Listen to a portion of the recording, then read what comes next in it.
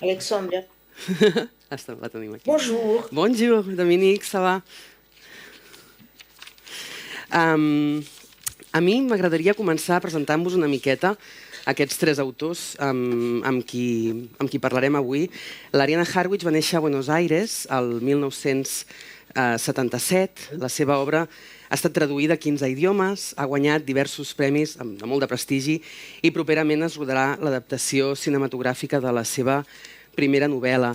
L'estranyesa, allò repulsiu, abjecte, anormal, són motius centrals a les seves novel·les i la mirada de la massa també sobre aquesta repulsió i les conseqüències que té a nivell social completen una visió molt particular del món que, a més ella rebla amb una prosa poètica i personal com poques.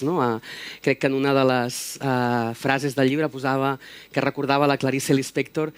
Jo crec que la seva prosa va molt per aquí també. La seva quarta novel·la, Degenerado, que avui en parlarem força estona, ha estat publicada a Anagrama el 2019 i a més de novel·la també ha conreat gèneres com l'assaig i el teatre. L'Isaac Rosa va néixer a Sevilla el 1974. Jo crec que ha tocat gairebé tots els gèneres. Col·labora habitualment en premsa i la seva obra ha estat traduïda a diversos idiomes i portada al cinema en 3 ocasions. Ha guanyat premis tan prestigiosos com l'Ojo Crítico o el Biblioteca Breve. I tot i que els seus interessos són variats, la por, de formes molt diverses, travessa tota la seva obra. Des de la por als finals i a la soledat, a Feliz Final, fins al profit que els més llestos treuen de la por dels altres a Lugar Seguro, passant pel catàleg meravellós de temors contemporanis que és El País del Miedo. Dominique Manotti va néixer a París el 1942, va ser activista sindical als anys 60 i 70 i professora d'Història Econòmica a la Universitat de Vincent Saint-Denis. La seva penúltima novel·la, Racket, narra la presa de control de l'economia francesa per part dels Estats Units i l'última, Marsella 73, que connecta també amb Bord Negre, una altra de les seves novel·les, narra l'onada de terrorisme que hi va haver a Marsella l'any 73 i que amb prou feines ningú no recorda. Uns fets que tenen una forta connexió amb l'actualitat d'avui, no només a França, sinó també arreu del món. La consciència de la impossibilitat del saber absolut, juntament amb les catàstrofes del segle XX, va instal·lar en la societat la llavor de la por, que és del que parlarem tots aquests dies de festival. La Guerra Freda, l'amenaça nuclear, el monstre latent van sotmetre els ciutadans a una convivència constant amb la desfeta potencial. La por va arribar, com se sol dir, per quedar-se. La precarietat, la fi de l'amor tal com l'enteníem, les violències quotidianes, la societat de control i les xarxes socials han anat estrenyent el cercle cada vegada més i sovint els governs i les grans empreses, que ja sabeu que veuen oportunitats allà on poden, han jugat aquesta carta al seu favor per mantenir la gent apaivagada, quieta i ofegar qualsevol revolta o protesta. Els 3 autors que avui ens acompanyen han escrit de manera més o menys evident sobre aquestes pors contemporànies i sobre com se'n serveixen els poderosos. Em ve molt de gust, i espero que vosaltres també, parlar amb ells sobre aquests ciutadans que creuen viure en el més segur dels mons i potser íntimament, en alguns casos, viuen amb aquesta por i amb aquesta amenaça constant. Muchas gracias a Ariana, Isaac, Dominique, por esta conversación que estamos a punto de tener. A mí me gustaría empezar hablando de una definición de lo escalofriante que hace el filósofo Mark Fisher. Él describe lo escalofriante como una falta de presencia o una falta de ausencia. Él dice, algo es espeluznante, algo es escalofriante cuando hay algo en un lugar en que no debería estar o algo no está en el lugar que debería. Y me da la sensación de que de una forma u de otra en vuestras novelas, sea a nivel social, a nivel de miedos contemporáneos, está muy presente esa idea, ¿no?, de lo que falta y lo que no está en su lugar. Sí, bueno, buenas tardes. Nadie habla. Buenas tardes. Lo primero, muchas gracias a todas y a todos por acompañarnos y muchas gracias por la invitación al festival y gracias a todo el equipo, además del festival, por hacérnoslo tan fácil. Yo creo que, como has dicho bien, o sea, el miedo no solo es el tema que puede recorrer nuestras obras o que podemos poner hoy aquí en común, sino seguramente es uno de los grandes temas de nuestro tiempo, ¿no? de los temas contemporáneos. Y de hecho, si este festival lo hubierais dedicado al miedo en cualquiera de las ediciones, habría sido el tema, es decir, habría sido el momento. Es decir, lo podríais haber hecho hace unos años con la pandemia, años atrás con la crisis económica, con la guerra contra el terrorismo, quiero decir, hay un montón de momentos, ¿no? Y de hecho yo venía pensando hoy, ¿no? en que precisamente hoy estamos hablando de miedo. O sea, hoy venía yo en el tren, perdona, ahora voy a contestarte la pregunta. Tranquilo. Venía en el tren escribiendo un artículo de prensa, ¿no? Para el diario.es, donde colaboro, que tenía que publicar mañana. Entonces venía leyendo prensa de hoy, venía leyendo prensa del día, y la palabra hoy en todas las portadas de periódico, a toda página, a 4 columnas, era miedo. O sea, miedo, pánico, temor, amenaza, alerta, alarma, eran las palabras, ¿no? O sea, de hecho, me he apuntado aquí, tengo la chuleta de las portadas de los principales diarios de hoy en España, ¿no? Por situarnos, ¿no? Diario El País, a toda página. La crisis del Credit Suisse extiende el miedo en Europa. A toda página, lo digo. La Vanguardia, la caída de Credit Suisse dispara las alarmas en Europa. El ABC, el derrumbe de Credit Suisse siembra el temor en la banca. El periódico, Credit Suisse desata el pánico contagiado por el Silicon Valley. O sea, hoy estamos hablando, y cualquiera que pusiera hoy las noticias a cualquier momento, estamos hablando de miedo que además nos devuelven, parece que nos devuelven a la casilla de salida de hace 15 años, que volvemos a revivir esos miedos con los que nos despertamos hace 15 años, en el 2008, y que nos han acompañado desde entonces, pero nos llevan mucho más atrás incluso, a todos los miedos que nos acompañan en este siglo XXI, desde finales del siglo XX, que vamos reemplazando unos miedos por otros, ¿no? Frente a todos esos miedos que son de distintos orígenes, de distintos tipos, pero que son acumulativos, que son simultáneos, que todos apuntan en realidad a un mismo miedo de fondo, pero que vamos dirigiendo distintos lugares desde donde ver ese miedo. Frente a ese miedo, la literatura tiene mucho que hacer y mucho que decir. A mí me interesa mucho, especialmente, la forma en que la literatura transmite el miedo, contribuye a ese estado de ánimo colectivo, contribuye o no a generar esa inseguridad, esa sensación de vulnerabilidad, esa sensación de inseguridad, de incertidumbre, de que estamos a merced de no sabemos qué, de qué vendrá después. Pero sobre todo me interesa darle la vuelta, ¿no? Lo que me interesa desde la literatura es la posibilidad que tiene de ayudarnos de alguna manera o de contribuir a quitarnos el miedo. Quiero decir, a construir otras formas de seguridad, a pensar en otras formas de seguridad, a pensar en formas de desactivar el miedo, los miedos, todos esos miedos, o sea, de los que he mencionado, pero muchos otros que están ahí, ¿no? Entonces, eso es lo que me interesa especialmente en la literatura, más que el diagnóstico de la situación o describir un estado de cosas, los miedos, de qué manera la literatura puede contribuir a hacernos, a quitarnos el miedo, que de alguna manera es hacernos sentir menos solos también. Y además, ahora iré con Ariana, pero justamente, ¿no? Decías eso, no querría perder el hilo. Tanto en El País del Miedo como en Lugar Seguro hay una parte de tu escritura que se ríe un poco, que ridiculiza ese miedo absurdo de los protagonistas, o la manera un poco absurda también de aprovecharse del miedo de los demás, ¿no? Y sí que es cierto que a través de esa ironía o de ese humor el miedo se desactiva, ¿no? Sí, es una de las formas de desactivar el miedo, quiero decir, no tomártelo de todo en serio, igual que lo puedes desactivar mediante el pensamiento crítico, evidentemente, mediante la información para despejar precisamente todo aquello en lo que el miedo el miedo agarra, ¿no? Dentro de que el miedo es una emoción, evidentemente, y tiene una base irracional y no es algo que seamos capaces de someter a la razón, no es algo que seamos capaces de gobernar, pero sí que hay distintas estrategias para ser capaces de vivir en este tiempo dominado, en efecto, gobernado por el miedo. Menos mal que dijiste que ibas a hablar lento. Sí, me estoy acordando ahora mismo de la pobre intérprete que tenemos aquí atrás y pido disculpas, me he embalado, es verdad. No sé, voy a tener que compensar y hablar así de lento.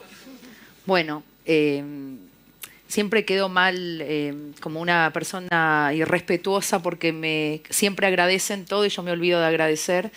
Pero por supuesto que agradezco muchísimo a la convocación, a que hayan pensado también en mí para este festival. Nunca estuve en Girona antes, nunca hablé del miedo antes. Sentir miedo siempre, pero hablar del miedo nunca. Así que súper feliz de estar acá con Isaac, con todos y todas. Bueno, pero me parece interesante porque, bueno, ya lo hablaremos después, porque yo no hago literatura de género, pero bueno, yendo al miedo, para tomar un enfoque distinto al de Isaac, había una frase que me parecía interesante, las pienso en francés y las traduzco en mi mente, que era, bueno, ¿querés disminuir a un hombre? ¿Querés reducirlo a la nada? Bueno, hacelo tener miedo, ¿no? El miedo en cualquier momento, en el 45, en la ocupación, durante el nazismo, durante cualquier dictadura latinoamericana, española o lo que fuese, o durante las lindas democracias, el miedo es lo que nos reduce al estadio de nada, ya lo sabemos, por la guerra, y lo que notan todos, creo yo, los sociólogos ahora, es que lo que ya notó Kafka antes que nadie, que sintió primero que todos la angustia de la modernidad, Kafka y Orwell en la política, pero bueno, fueron los que vieron, ¿no? El aluvión, el tsunami que después está de la modernidad. Modestamente lo que hago yo al escribir es observar esa nada en la que me convierte a mí el miedo. O sea, cuando tengo miedo me siento nada, o sea, me siento nadie. En francés sería yo me sens personne, o sea, pero nadie, ¿no? Y así que me parece muy interesante estar acá porque desde ese sentirse nada se puede escribir mucho, ¿no? Sí, totalmente. No sé si Dominique quiere hacer alguna aportación respecto a esa ausencia, esa falta, ese estar en un sitio donde no se debería estar, porque creo además, ¿no?, que el tema del racismo tiene mucho que ver con esa ausencia o con ese lugar que no se debe ocupar. Alors, moi, d'abord, je m'excuse de ne pas être présente. Bon, et je vous remercie de m'avoir invitée. Je voulais vous parler d'un cas très particulier et qui n'est pas vraiment présent massivement dans la littérature, c'est la peur dans les entreprises, dans les lieux de travail. J'ai été longtemps syndicaliste et j'ai été très frappée et obsédée un peu par ce problème de la peur dans l'entreprise, par une femme que j'ai rencontrée qui travaillait dans l'automobile, dans les ateliers de couture, c'est-à-dire les sièges des voitures, qui disait on entrait chaque matin la peur au ventre. Et la peur, elle était... Il y avait la peur de la blessure et de la mort éventuellement, qui est quand même fréquente dans les ateliers et les accidents du travail. Et il y avait la peur du petit chef, des petits chefs, c'est-à-dire la peur comme instrument de contrôle des travailleurs.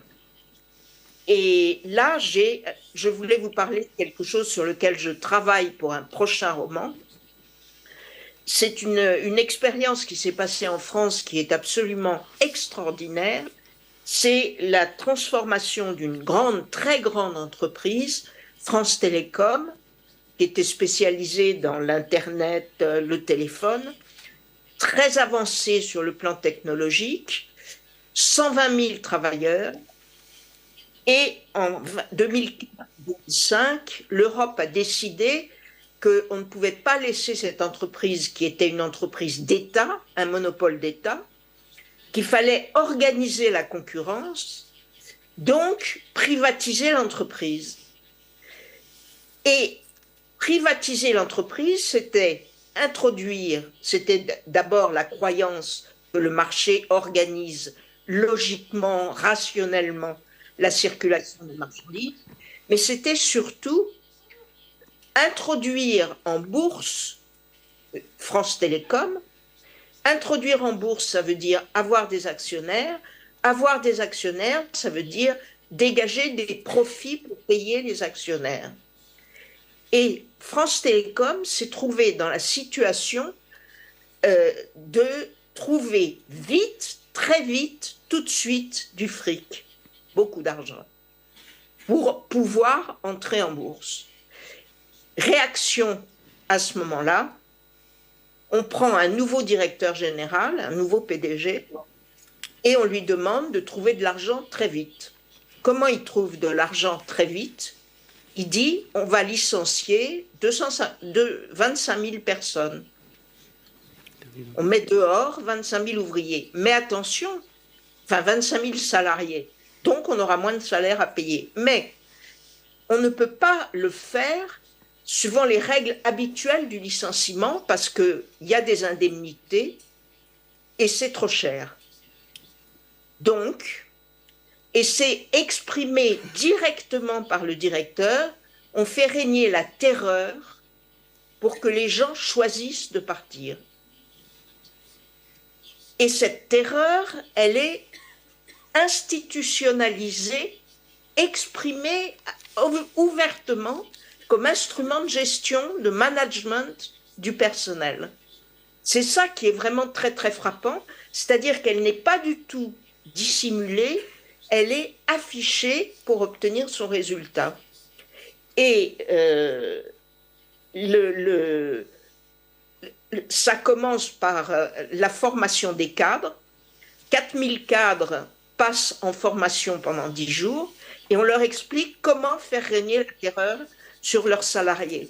Et on leur annonce tout de suite que désormais, les primes des cadres seront calculées sur le nombre de départs volontaires qu'ils seront capables d'obtenir dans l'entreprise. Et à partir de là, si vous voulez, ce qui est très très frappant, c'est qu'on fait régner. D'abord, on isole tous les travailleurs. Plus aucun groupe collectif ne peut exister. Comment on l'obtient? On change tout le temps les postes, on change les bureaux, on change les machines, on déménage, on change les directeurs changent tout le temps. Et quand on a obtenu cet isolement des gens, à ce moment-là, on mène contre eux une politique très systématique de dénigrement de leur travail. On leur explique que le travail qu'ils font n'est pas bon, que c'est une raison pour laquelle on va les déqualifier. On les met, par exemple, on met des techniciens très qualifiés pour répondre au téléphone de l'entreprise sur les plateformes d'appel. Et on organise vraiment absolument tout.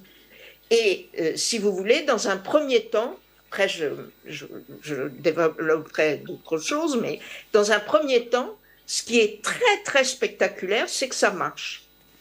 Et qu'en 2 ans, le nouveau patron obtient 25 000 départs.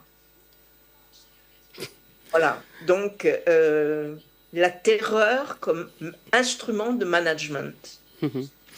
Me parece muy interesante esto que contaba ahora Dominique, porque claro, es un terror generalizado, pero que funciona de forma aislada, individual. Es decir, para que sea efectivo tiene que haber un aislamiento del individuo ante un terror que me parece un poco, me recuerda un poco a esos monstruos que surgieron durante, ¿no?, en el cine o en la literatura después de la Segunda Guerra Mundial o durante la Guerra Fría, ¿no? Esa especie de amenaza invisible, por un lado, y por el otro también la forma en que actualmente se expresa también este miedo, ¿no? Pensaba, por ejemplo, en el hiperobjeto de Tim Morton, ¿no?, que es esa cosa tan difícil de explicar, de definir, que simplemente nos atraviesa, sabemos que está ahí encima, pero que en cambio todo el sistema competitivo de redes sociales, ¿no?, de riquezas individuales, generan precisamente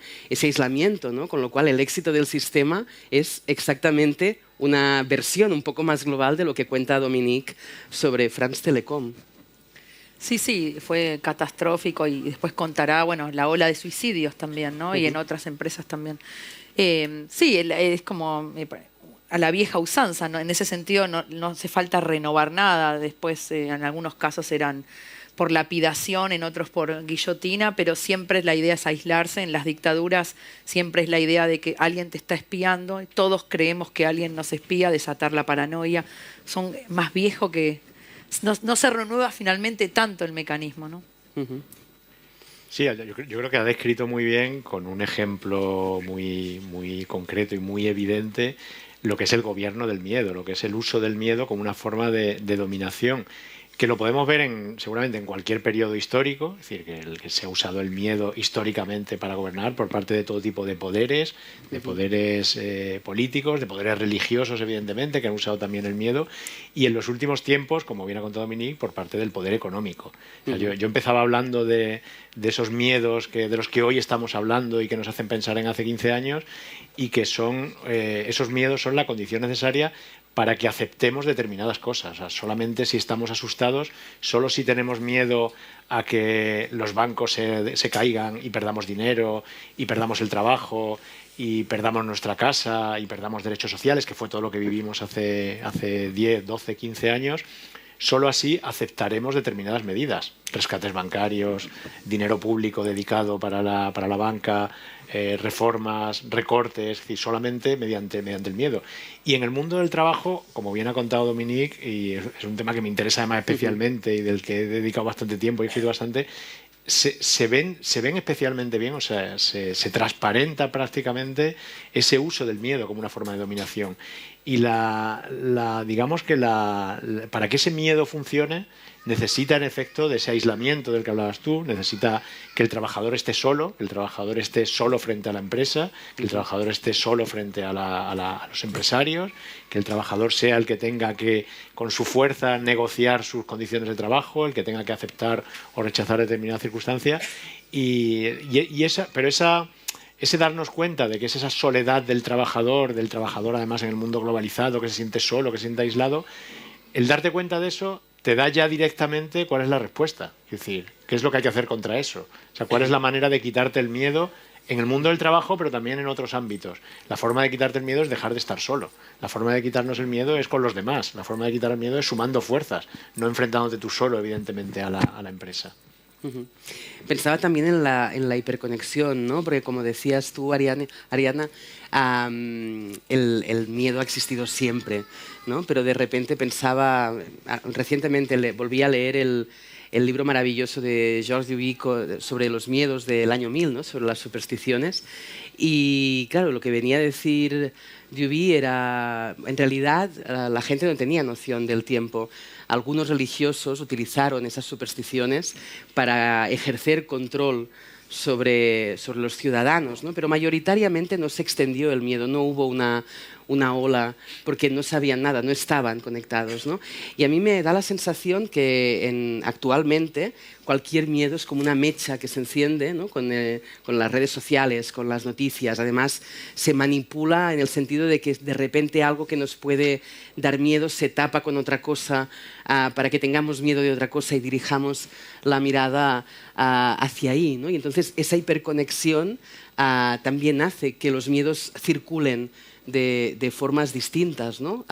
Y que lejos de unirnos, que sería la solución, lo que haga sería, lo que hace sea aislarnos, ¿no? Pensaba, por ejemplo, en una cosa muy banal como la ola de compras de papel higiénico durante el confinamiento, ¿no? Que de repente se desató el miedo a no tener papel higiénico y eso circuló por redes sociales, por las noticias y generó, ¿no? ese fenómeno. Y eso es una cosa pequeña, pero llevado a escalas mayores puede desatar verdaderas olas de pánico colectivo, ¿no? Sí, estoy en pareja con un psicoanalista, así que tengo que decir algo de psicoanálisis. Sí. Claro. Obligadamente, soy sumisa. No, ojo que el miedo también es una pasión. Digo, no es mi métier el psicoanálisis, pero Hobbes, el filósofo Hobbes, sus últimas palabras de su vida, las últimas confesiones, tuve una sola pasión en mi vida, fue el miedo, ¿no? O el miedo fue la única pasión de mi vida. Y también Flaubert le confesaba a George Sand en las últimas cartas que nació con todo en una familia burguesa, que tuvo una familia, pero que desperdició todo por ser cobarde y que ser cobarde se paga, haber tenido miedo se paga.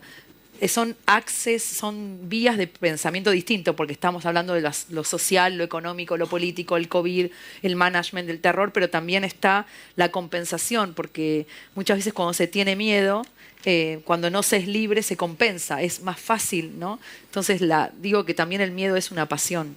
No sé si es para una paradoja, ¿no? Pero también el miedo es una pasión, es decir, estamos todos en algún momento regidos, disminuidos por el miedo, ¿no? Pero bueno, esa es más mi manera de trabajar en lo pequeño, ¿no? Desde el miedo del hombre, más allá, más allá del contexto de una empresa, ¿no? O de la sociedad.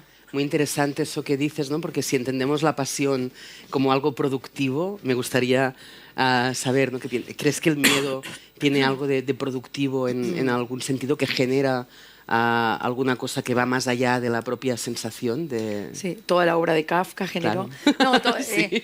genera en el arte, digo. Yo no sé, porque no soy socióloga, no soy politicóloga, no soy abogada. Siempre digo lo que no soy, ¿no? Lo único que soy es que escribo y no, lo que observo es... alguien decía también, es muy sartreano. Es muy sartreano en el sentido de que él decía, Sartre decía en otro contexto político y cultural, en otro mundo que ya abandonamos, bueno, o que ya no existe, decía, ¿qué es un antisemita? Estoy tratando de citarlo de memoria. Es una mujer, ¿no? Genérico. Un hombre que odia a los judíos, no. Es un hombre que odia a la sociedad, que odia el capitalismo, que odia... No, es un hombre que no puede ser un hombre, decía, ¿no? Y que muchas veces veo que el miedo es productivo en el sentido de que produce hombres y mujeres, ¿no? Seres humanos que no pueden ser seres humanos, que no se hacen cargo de su parte de libertad. No hay nada más difícil que hacerse cargo, por eso digo sartreano, de la responsabilidad de ser libres. Como decía, ser libre es una responsabilidad, desobedecer es una responsabilidad. Y creo, a los 45 años creo que es lo más difícil de todo, ser libre. Además de que estamos inmersos en sistemas de control, de vigilancia, Foucault, la modernidad, pero digo, y bueno, para mí escribir novelas es la única forma que encontré, no de ser libre, porque no digo pero de tratar de tramitar ese miedo, ¿no? Es la única manera de que haya una transacción donde se trata de salir del miedo, porque el miedo reduce a un hombre a la nada, ¿no? A la esclavitud, ¿no? Pero bueno...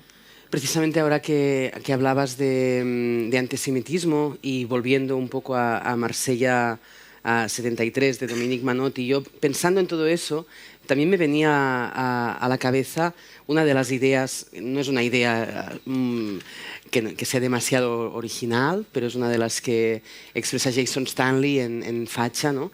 Él habla de que justamente el fascismo, la ultraderecha, básicamente se aprovecha del miedo, ¿no? Del miedo al otro, de que veamos al otro como una amenaza, también volviendo a las palabras de Mark Fisher, ¿no? Alguien que está en un lugar en el que no debería, haciendo cosas que no debería, para presentarse también esa ultraderecha y ese fascismo que desgraciadamente estamos viendo demasiado últimamente, como salvador, ¿no? Como solución a eso. Y en ese sentido me gustaría, Dominique, que nos hablaras un poco de esa actualidad, porque tú sitúas tu novela en Marsella en el año 73, pero es imposible no encontrar conexiones con la actualidad en ese sentido, ¿no? Ah, bien sûr. La raison de parler de Marseille 73, c'est justement la connexion avec ce qui se passe actuellement. Si vous voulez, nous sommes, nous, en France, dans un pays où nous avons eu une très longue histoire coloniale. Histoire coloniale noire. Enfin, noire. Je veux dire, roman noir.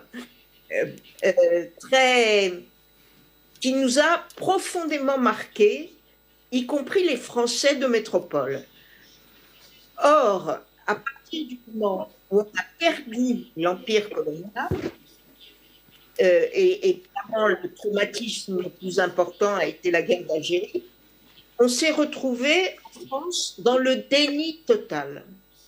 On n'en parle pas, on ne parle pas de cette défaite, on ne parle pas de cette perte, on ne parle pas donc de tous les réactions culturelles type racisme, etc., on a mis un espèce de voile sur toute cette période. Donc les traumatismes ne sont absolument pas purgés. Les traumatismes continuent toujours à fonctionner et un des éléments de compréhension de la situation en France, c'est effectivement l'importance du racisme anti-arabe et anti-musulman qui empoisonne, en sorte, la situation française de façon extrêmement durable. Et aujourd'hui encore, des événements comme ceux de Marseille 73 restent possibles, c'est-à-dire l'assassinat pur et simple dans la rue d'individus qu'on ne connaît pas, mais qu'on abat parce qu'ils sont l'autre, parce qu'ils sont l'arabe, parce qu'ils sont celui qui a causé la défaite française. Et ça, c'est extrêmement... Alors, ça se greffe, si vous voulez, sur un fond de racisme assez fort, qui a été longtemps un racisme antisémite, mais aujourd'hui, il cristallise vraiment sur la question des musulmans et des arabes. Et ça, c'est très lourd. Alors, je ne sais pas comment l'interpréter en termes de peur, parce qu'il y a évidemment la peur. Ça, c'était très, très frappant quand je discutais avec les familles qui avaient eu des gens assassinés dans leur milieu. Il y a eu toute une période à Marseille où on ne laissait pas les garçons sortir. Les gens d'origine maghrébine laissaient les filles, parce que les filles n'ont jamais été abattues, mais ne laissaient plus sortir les garçons. Il y avait une peur terrible qui reposait sur des tout à fait... Bon, il y a eu en 3 semaines 17 morts. 17 personnes abattues comme ça dans la rue. C'est beaucoup. Sur le total de 2 ou 3 mois, il y en a eu 50. Donc, je veux dire, c'est vraiment un phénomène très, très présent en 1973. Il est aujourd'hui moins prégnant. Ça n'a pas des crises de ce genre, mais ça reste un fond très important. On a continuellement des jeunes maghrébins qui sont abattus en France. Continuellement. C'est un fond culturel. C'est un fond culturel. Et bien évidemment, ça cristallise autour du terrorisme de radicalisés islamistes, et ça renforce ce fond culturel très ancien qui est complètement lié à notre histoire coloniale. Je ne sais pas si c'est ce genre de choses que vous voulez me Sí, bien sûr. No, quería Sí. precisarle a Dominique que la cristalización del odio contra los judíos no pasó de moda, para nada. No. Ilan Halimi, el supermercado Cayer, bueno, etcétera, ¿no? Ilan, Gisela Halimi, bueno, etcétera, Toulouse, la escuela, las sinagogas amenazadas, ¿no? Porque Sí. la moda sigue. Sí, se puede llamarle así. Ahora pensaba, ¿no?, en, por ejemplo, el protagonista que, de nuevo, a Isaac lo lleva a un lugar más bien un poco cómico, ¿no? Es un protagonista, en el fondo, un poco entrañable, un poco cómico, pero ahora pensaba, ¿no?, en el discurso que él tiene sobre el otro, ¿no?, que es bastante peculiar y es bastante...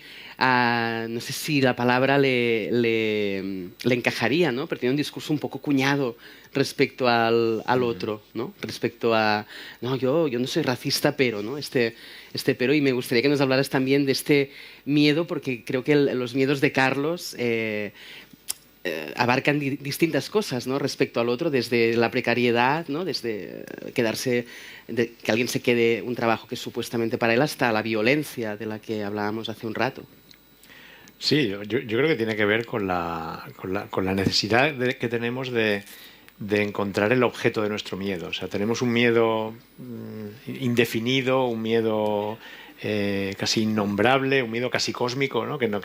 Con el que vivimos, que parece que nos acompaña desde que nos levantamos hasta que nos acostamos y que tiene evidentemente causas en algunos casos profundas, en otras son más evidentes, más superficiales incluso, que tiene que ver mucho con el mundo que vivimos, obviamente, con esos miedos sociales y económicos de los que hablábamos antes, con esos miedos que es realmente lo que nos aterra, aunque no lo digamos habitualmente, que es el miedo a quedarnos fuera, el miedo a perder, el miedo a no poder seguir manteniendo a tu familia y a tus hijos, el miedo a quedarte sin casa, que en España ha sido un miedo y sigue siendo un miedo muy real para mucha gente, para muchas familias, el miedo a quedarte sin trabajo, evidentemente.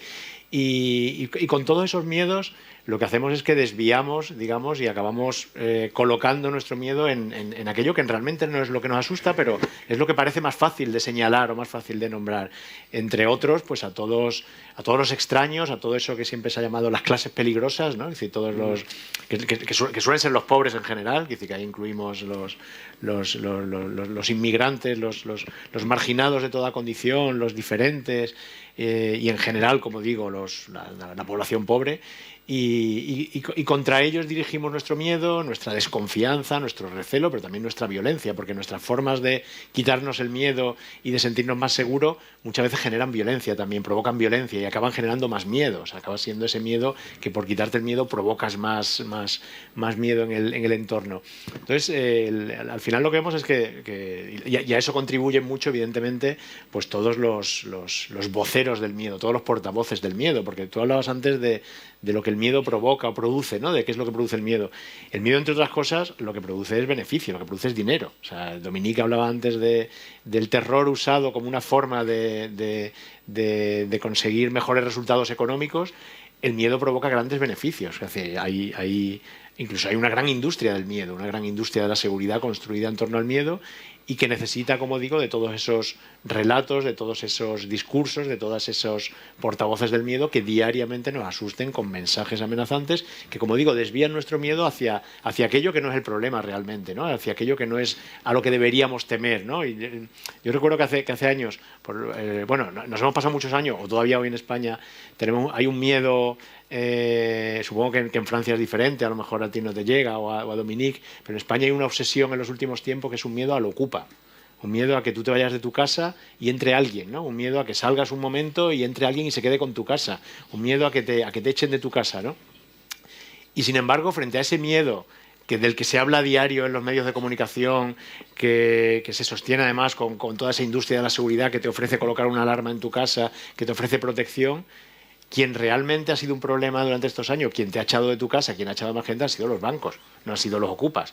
Es decir, es como aquello que se decía durante la crisis, ¿no? Durante la crisis circulaba por ahí un chiste, ¿no? Que decía, tantos años que hemos estado mirando hacia atrás cuando sacábamos dinero del cajero, ¿no? Cada vez que ibas al cajero y mirar atrás, cuando en realidad teníamos que mirar para adelante, teníamos que mirar al banco, ¿no?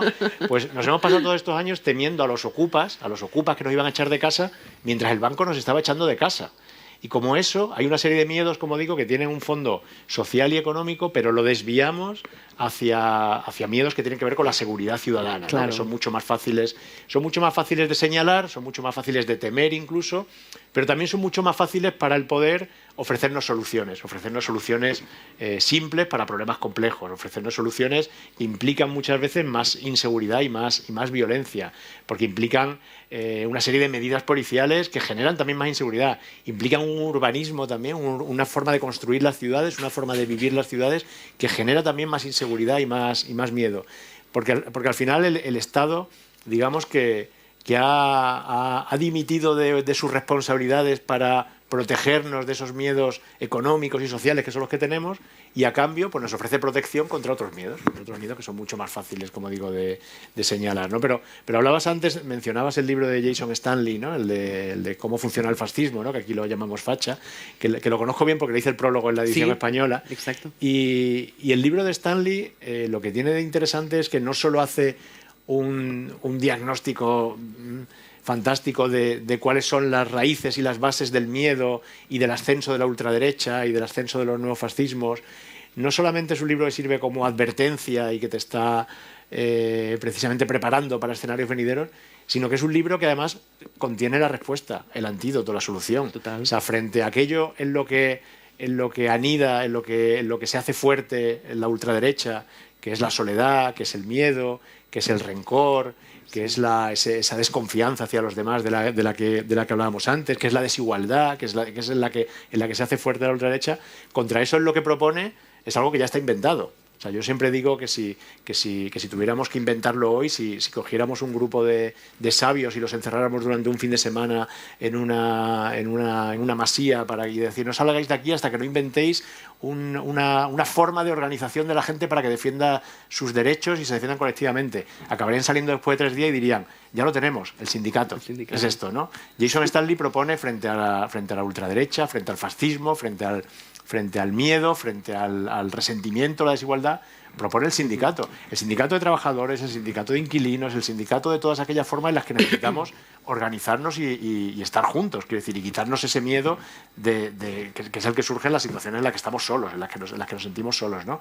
Y frente al miedo, la soledad, la desigualdad, el rencor, pues lo que hace falta es la comunidad, la fraternidad, es decir, la igualdad, evidentemente, la democracia, evidentemente, es decir, son las formas que tenemos de combatir ese estado de ánimo colectivo y ese suelo en el que crece fácilmente todo esto que estamos viendo ahora.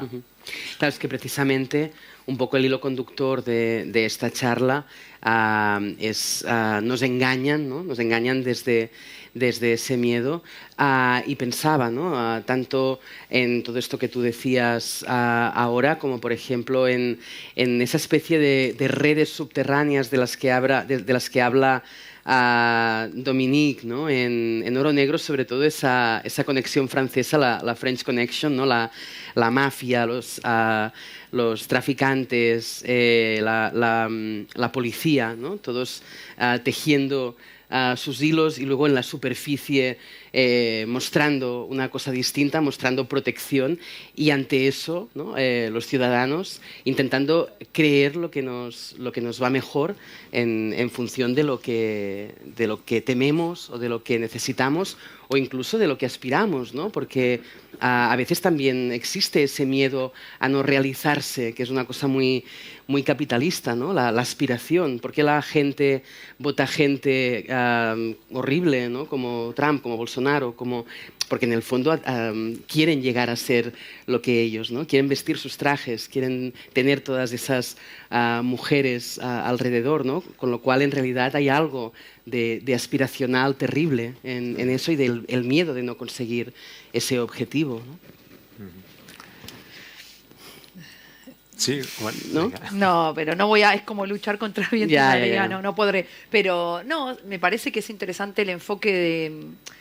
Bueno, en París se dio todo este discurso, no tendrán mi odio, no tendremos miedo, París es una fiesta, toda esta especie de eslogans políticos que surgen en cualquier crisis, ante cualquier estado de anormalidad en cualquier país, que pretendían decir que no había miedo, ¿no? Que todo va a seguir igual, vamos a ir a las terrazas a tomar un vermú, una copa. Y eso también es una impostura, ¿no? Toda especie de eslogan de no tendrán mi miedo, porque o no mi odio en este caso, pero el miedo, ¿no? Porque miedo tenemos. El tema es cómo hacer, como decía antes, para hacernos responsables de ese miedo y no hacer la economía psíquica, porque lo que hacemos, me parece, todos es compensar, tener miedo y disminuirnos, ¿no? Y como lo que decía antes, que decía Flaubert, ser cobardes, ¿no? Pero entiendo lo de la responsabilidad política, entiendo por supuesto en qué tiempo estamos. Creo que estamos en un siglo bastante cobarde. Bueno, por suerte, no es que no haya guerras, pero no está la guerra como hemos tenido el siglo XX. Y es un siglo, por ahora, de los 23 años que van, me parece bastante cobardes. Pero porque no sabemos bien, me parece. Las mujeres tienen para mí una clara lucha.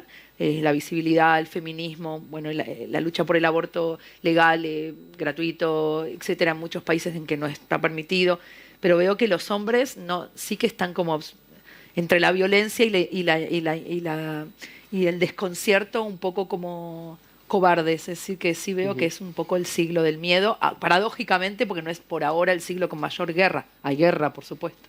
De hecho, hace poco estuve en Polonia y veía a toda la gente con miedo y las mujeres grandes, hombres grandes de otras generaciones decían, sentimos exactamente el mismo miedo que cuando estábamos en guerra con Rusia, o sea, como si volviera el miedo de otro siglo, ¿no? Los miedos, así que...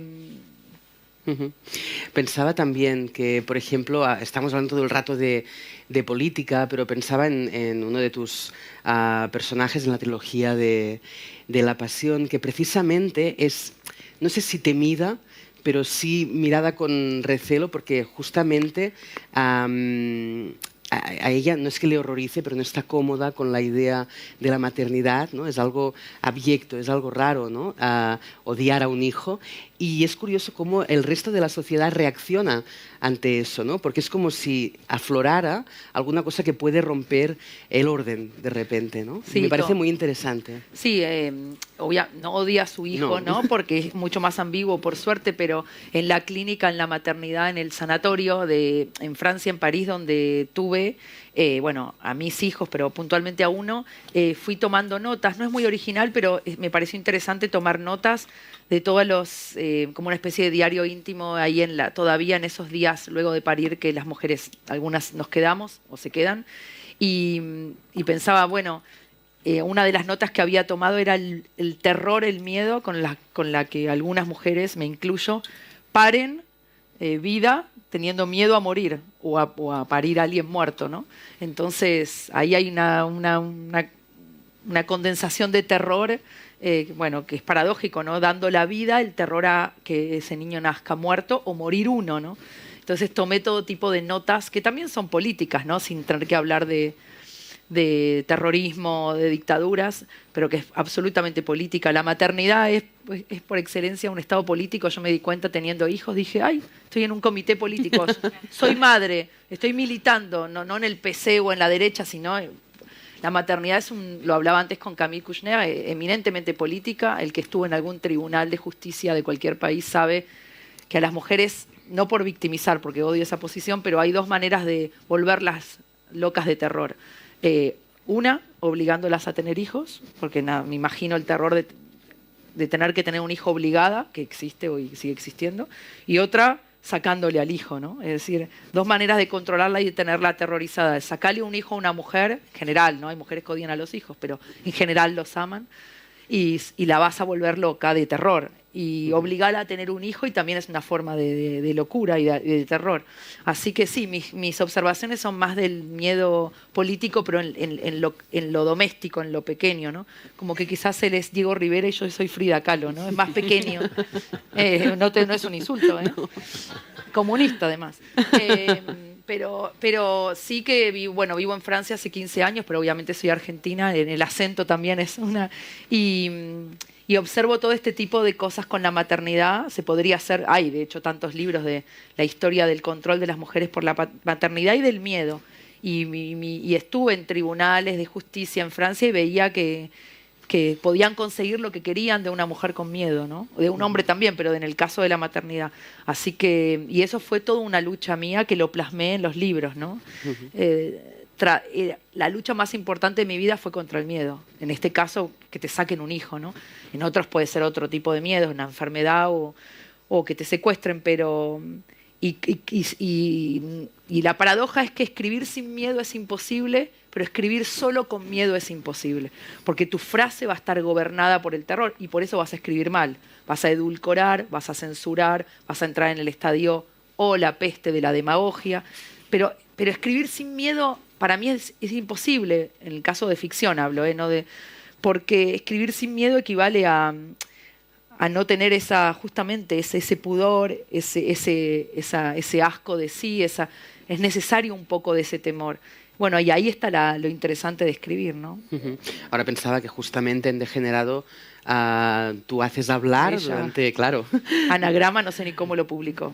Claro. Gracias. No, pero es interesantísimo porque te sitúa en una posición como lector. Entonces, hablar a un pedófilo, una persona a ojos de todo el mundo abyecta, horrible, un criminal, algo que lo peor, ¿no? que puede haber, que es alguien que abusa de un niño, y lo haces hablar y de repente te encuentras tú, como lector, empatizando de alguna manera con ese personaje, ¿no? El horror fue escribir eso. Claro, imagínate. Claro, porque meterse en la boca del lobo, no sé si lo dicen así en España, la Sí, boca sí, del lobo sí. es lo mismo. Bueno, en Francia, no sé, la bouche, bueno. Pero, no, pero es que, claro, es mucho más fácil, y no desmerezco quien lo hace, escribir desde la empatía, que es una palabra Claro. de moda, que lo hice también, porque Matate Amor son todas mujeres en las que eminentemente hay una identificación, un espejo, un alter ego, pero la alteridad con un hombre depravado es imposible. No soy hombre, no soy viejo, no soy depravada, y por supuesto que el crimen contra un niño es el peor crimen que puede existir. Entonces, fue el ejercicio de ir al campo, a la trinchera del enemigo, ¿no? El francés va al alemán, no sé, en la Segunda Guerra, es decir, ir a la trinchera del enemigo para ver cómo piensa el enemigo. Me parece más interesante que ver cómo piensa el aliado, porque cómo piensa el aliado ya lo sé, o sea, es el par. Escribir es un poco el ejercicio de ir a ver qué piensan, pero fue duro, fue difícil, porque ese asco o ese rechazo que puede sentir el lector por momentos, lo sentí yo también, ¿no? Sí, pero sin embargo, por ejemplo, ahora hablabas, ¿no?, del aliado, y el aliado de alguna forma también está presente en Degenerado cuando reacciona ante el pedófilo, ¿no? Y es una reacción casi como de quitar muy rápido una mancha de vino, ¿no? Todo lo que nos resulta incómodo. Antes Isaac hablaba sobre la violencia que se ejerce contra alguien que nos da miedo, ¿no? Y creo que en ese sentido en Degenerado queda muy bien retratado la violencia que ejercemos contra alguien. Eso también es cierto, sí, porque qué fácil sería hacer un cerco, por acá los criminales, por acá los exentos de cualquier atisbo Claro. de criminalidad. Eso sería muy fácil, pero la literatura no hace eso, ¿no? Entonces sí, él dice yo soy culpable a condición de que todos ustedes también. Entonces ahí hay una culpabilidad compartida, que en la ficción se puede hacer. En la vida, por supuesto que el que es un criminal tiene que ir a la prisión y el que no puede vivir una vida de ciudadano. Pero en la ficción me gusta pensar que todos somos culpables y inocentes a la vez, ¿no?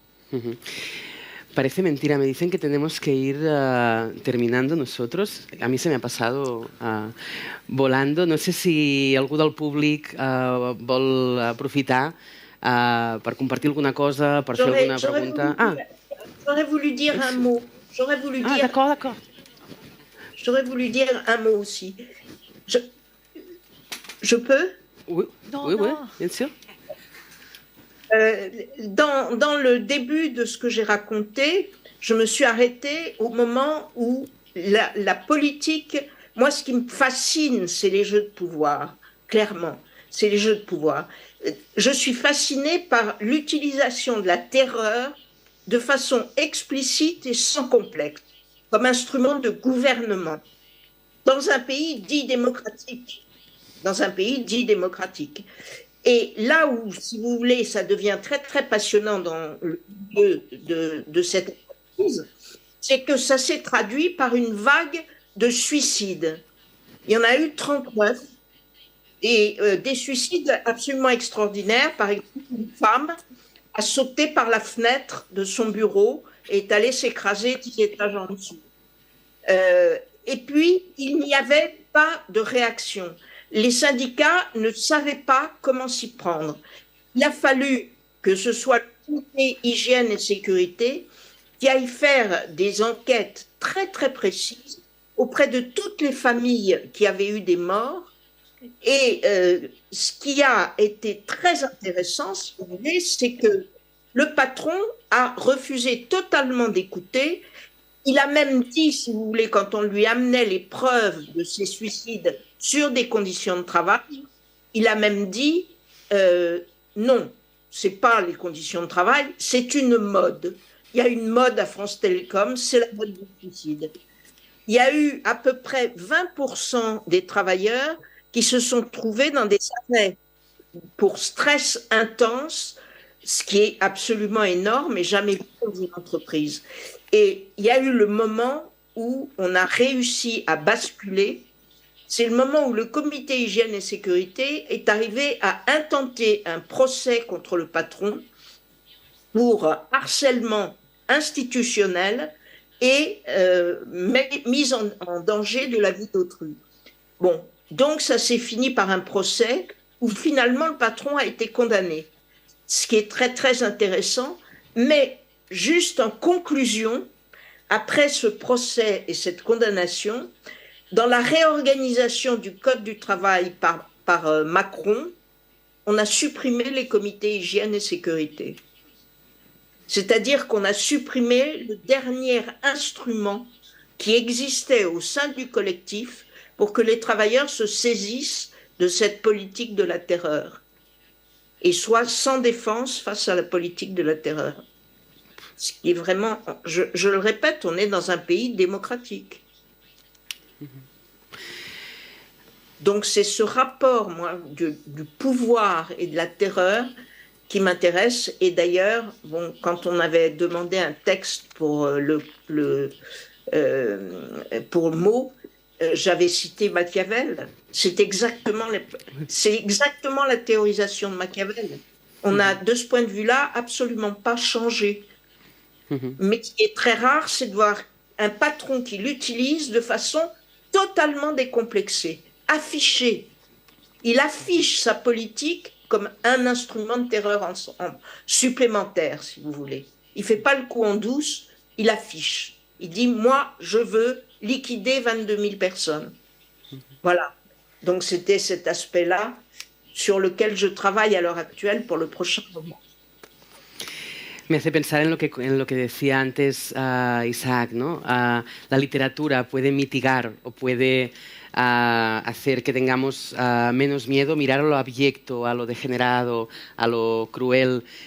Puede también ayudarnos a escribir desde el miedo y, naturalmente, como ahora decía Dominique, escuchar, saber, sacar a la luz todas esas historias horribles, terroríficas a nivel social, laboral, pueden también ayudarnos a organizarnos y a saber lo que tenemos delante y, por lo tanto, también a perder el miedo, con lo cual la conclusión, antes de dar la palabra al público, yo creo que sería esa, ¿no? La literatura es un antídoto casi infalible contra el engaño y contra el miedo que quieren hacernos tener desde el poder, desde las instancias de poder para dominarnos, ¿no? Para tenernos tranquilos y poco revolucionados. Ahora sí, si alguien del público quiere aprovechar para preguntar alguna cosa, para fer alguna reflexió. Mira, tenim algú allà. Hola, bona tarda. A mí me debería hablar de la valentía. ¿Entendéis en catalán? Sí? ¿Sabes ¿No? que sí? ¿Castellà? Entiendo, Sí, entiendo. vale. Parlo en català? Sí. Sí? Sí, sí. Vale. A mi m'agradaria parlar de la valentia.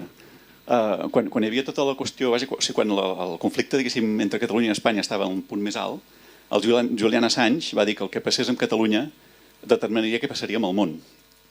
I a Catalunya no li va anar gaire bé. I ja veiem el món com està anant. Jo crec que ara el que passarà amb un determinat col·lectiu molt valent determinar què passarà amb el món. I aquest col·lectiu són les dones iranianes i les dones afganeses. El que passi amb elles és el que passarà amb el món. O sigui, si elles no se'n surten, jo tindria molta por pel que passarà amb el món. Si elles se'n surten, potser tindrem una esperança. I tot gira al voltant del valor d'aquestes persones que estan en una situació absolutament indefensa. És així. ¿Hijo de las iraníes? Sí. No, Sí. porque me perdí. Entendí el 30%. Vale. No, decía una cosa muy Me hice interesante, que es que ¿no? en un momento en que un colectivo Sí. tiene que hacer un acto de valentía, si eso sale bien o sale mal, condiciona lo que pase en el resto del mundo, ¿no? En un momento fue Cataluña y ahora pues, son las mujeres iraníes, las mujeres afganas, y si algo sale mal, o si ellas, digamos, no ganan, por decirlo de algún modo, eso va a repercutir en cómo será el mundo después de eso. Y es interesantísimo, no tengo las competencias Sí. políticas, sociológicas, pero me parece interesantísimo lo que pasa en Irán con las mujeres y la diferencia entre Occidente y Oriente en este momento. Y no se me ocurre ejemplo de mayor valentía que las mujeres ahora en este momento en Irán o en otros regímenes similares. Hay una comunicación difícil entre Occidente y Oriente, interesante. Vamos a ver cómo el siglo que viene lee este siglo, ¿no? Porque, claro, a veces en Occidente luchan por ponerse el velo y ahí dan la vida por sacárselo. Bueno, pero en todo caso estoy de acuerdo que la política y el arte tienen como centro absoluto la valentía, ¿no? O sea, desde la cobardía no se puede ni hacer la revolución ni escribir Guerra y Paz, o sea. Moltes gràcies, molt interessant. Alguna pregunta més? Aquí? No ho veig. Allà.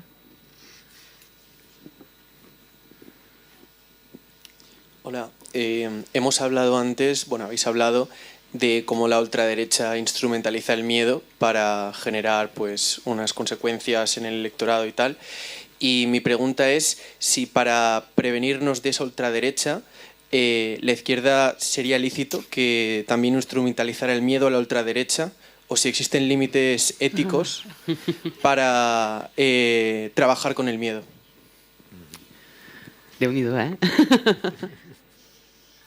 Que la izquierda instrumentalizara el miedo a la ultraderecha o el miedo de la ultraderecha. No, que la izquierda generase como mucho miedo para decir, cuidado, que esto está volviendo, si usar el miedo sería lícito o o habría un límite ético ahí. Yo creo que ahí podemos salir perdiendo en ese pulso de miedo, ¿no? Yo recuerdo hace años cuando estábamos precisamente en los comienzos de la crisis de 2008, ¿no? Que hubo ahí un ciclo de movilizaciones sociales bastante fuerte y que se trataba de esto, que se trataba de quitarnos de alguna manera esos miedos socioeconómicos, ¿no? Y entonces cuando se empezó a radicalizar la movilización social, porque no se conseguía nada, porque hubo varias huelgas, marchas, mareas, y sin embargo siguieron las políticas de austeridad, los recortes y tal, empezó a circular un lema en los movimientos sociales que era el del miedo tiene que cambiar de bando, ¿no? Eso que se convirtió como en una frase hecha, ¿no? Esa idea de que somos nosotros los que siempre tenemos miedo y deberíamos dar miedo también, ¿no? Deberíamos ser capaces de dar miedo, ¿no? Pero la primera condición es quitarnos el miedo, claro, y la forma de quitarnos el miedo, insisto, es sumando fuerzas, quiero decir, antes han mencionado varios colectivos que están luchando en el mundo y que son nuestra lucha también, ¿no? Y podríamos seguir la lista de muchos otros grupos fuera de nuestro país o aquí también, ¿no? Que en las peores circunstancias y enfrentándose muchas veces contra formas de terror político, terror económico, terror laboral, terror social, es decir, consiguen luchas, si no exitosas, pero no derrotadas al menos, ¿no? Y la base siempre es la misma, es decir, la base es la acción colectiva, es decir, no hay otra, o sea, solos no podríamos hacerlo, ¿no? Alguna pregunta més? Si no,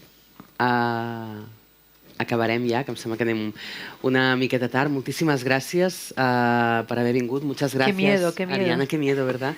Bueno, ahora podemos descansar un rato. Isaac, muchas gracias. Gràcies. Dominique, merci beaucoup.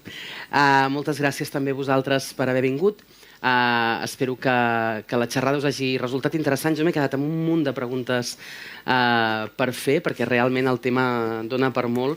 Només espero que justament sortim amb una miqueta menys de por, que ens permeti, que propiciï que ens enganyin una miqueta menys. Moltíssimes gràcies, seguiu gaudint del mot i ens veiem aviat.